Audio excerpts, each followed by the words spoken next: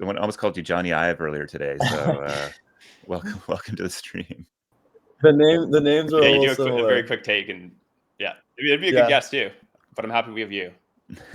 Yeah, more relevant. I appreciate it. Nice, man.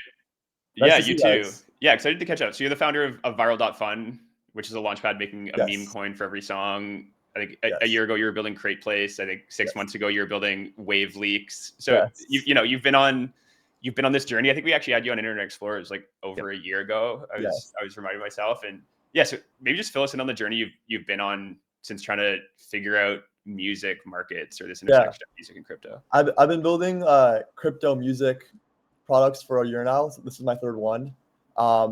It's been a lot of fun. It's also a very interesting like intersection. It's very challenging, and like full respect to all teams that have tried building in this space. It's probably one of the, for some reason, just like one of the most challenging niches, but it's so much fun. So yeah, I mean, I can go into like a bit of what I've learned. I think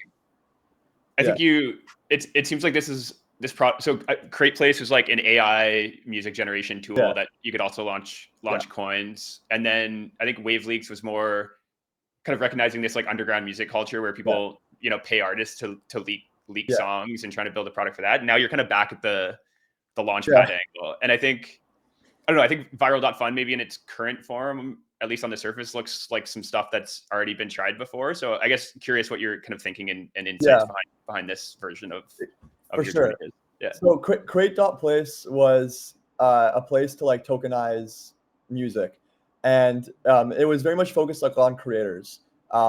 So like you can upload music, you can generate a song and launch a token for it. Very much focused on the like supply side, and it was kind of like meant to be like a SoundCloud if every single upload has a token next to it. What I learned from Crate is I actually believe that the right go-to-market, at least for me, is fans, not necessarily artists themselves. I believe that if you can bring the fans and if you can build a product for fans that they love and like a product that listeners use daily, then you'll have a very easy time onboarding artists. Artists really just want to focus on making music.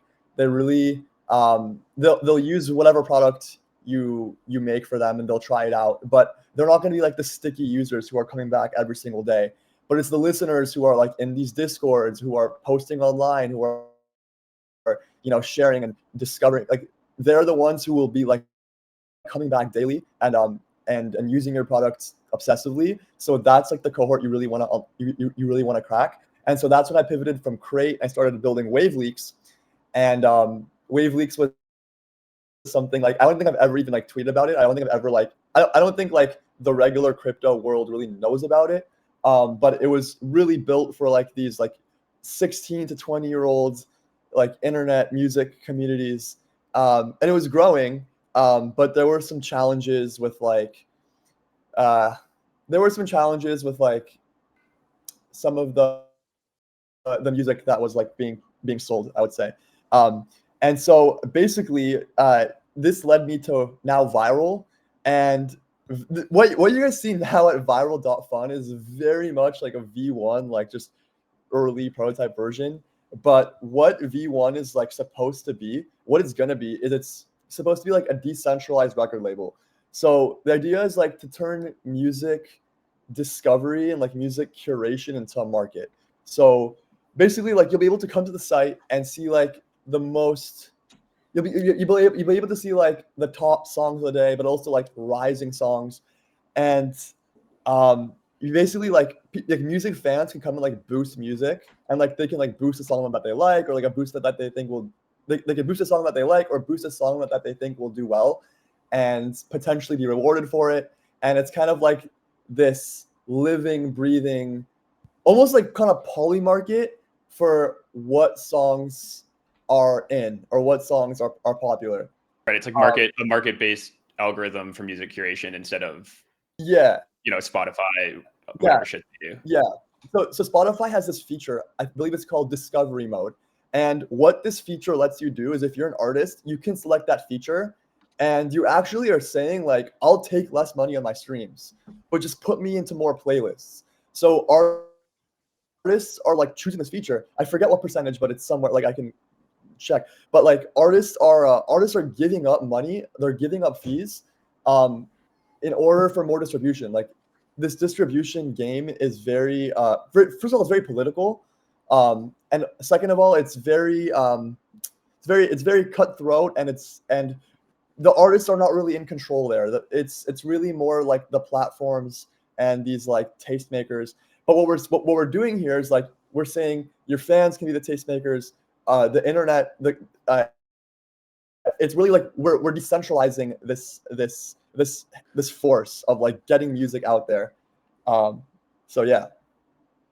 I mean, I'm curious because it seems to me that the people who are deep fans of, say, emerging music and want to pump meme coins or punt meme coins, that the overlap isn't super Right. great there, and it Right. feels like and so I guess usually it comes up in these launchpad discussions of being like, okay, well, what do you need to be successful as a launchpad? You need a runner, right? I think actually Thread Guy and Razmir were on yesterday. We were doing a bunch of clips talking about just some of the what Pump could do to go revitalize itself, and it's just like you got to make a big Pump runner chill again. host. Pump chill host. Yeah. Pump Yeah. chill house, exactly, right? And Yeah. it's like yada yada yada. And so that feels meaningfully different from sort of price as discovery, and there's Yeah. almost like a quality or utility embedded here. So I'm curious about how you think about those trade-offs as you try Yeah. to serve those markets. You nailed it on the head. So it's almost like kind of oscillating between the two. So with WaveLeaks, it was very much focused on that like deep music fan base crowd, and the product was growing. But it's these kids who are not really on-chain native. I'm like this is their first time using crypto products. I'm like manually onboarding them. Like they'll Venmo me, and then I'll send them ETH or whatever, or like send them USDC. And then you have this other cohort, which is just like the meme coin traders who it's definitely it's definitely two different cohorts, and that's the biggest challenge. But that's also like where I'm gonna have like just the most fun, really just iterating. And like I have some really I don't really want to front run what I'm gonna do, but I have some really cool stuff that we're doing that Like what, Joey? Like what? Just give us a little Like tease. what? Give us a taste. Give us Just a a little little taste. tease. okay. Yeah. I don't want to put pressure on you, man. I wanna Don't. see. Yeah. We have to ask these questions, otherwise we're not doing Yeah, our yeah, job, yeah, and you're yeah, allowed to say no. yeah. Okay. We basically have something where there's kind of like an incentive to share music you like, basically. Okay. Yeah. Keep it. We like a good tease. Yeah, it's That's good. fine. Yeah. That's fine. Yeah. So I mean, tell us how you go from here to like I think what Jess was talking about, right? Like the game on these launch pads is either on or it's off, and I think obviously you just launched the product, but it like Rick Astley is at number 2, so it very much feels feels off at this point. So like, how do you go get and if you have enough people speculating, then the curation gets better, the market insights get better, and the product actually feels more fun to speculate on, but also kind of creates the second, third order effects that you want. So how do you go from where you are now to 10xing, 100xing the volume? It's very much a cold start problem. I remember in the early days, I was in the same cohort as pump.fun in Alliance. So like I saw the product like basically right when it first launched. And it was just like a dead site for like a month, and then it was basically just overnight. The cold start problem was solved, and then you just have a bunch of activity. So we definitely have a lot of things that we have a lot of things that like we're experimenting with. I think this thing that like I alluded to earlier might be it. So it should. I'm hoping it's going to be live this upcoming week, and so I think that will be like a big flywheel spinner. Other than that, it's really just like listening to users, just like building. The way my psychology is with it is like just build it for the first 100 users. You get 100 people who love your product, and that's all you really care about. And then once you do that, like someone tells a friend, etc. So it's just those two things, like building for the first 100 users, listening to feedback, iterating, and then some like cool fun stuff that I would do. Yeah. Amazing, Joey. Well, we tried our best to squeeze that out of you. You did a very good job and not just giving away the farm here on stream.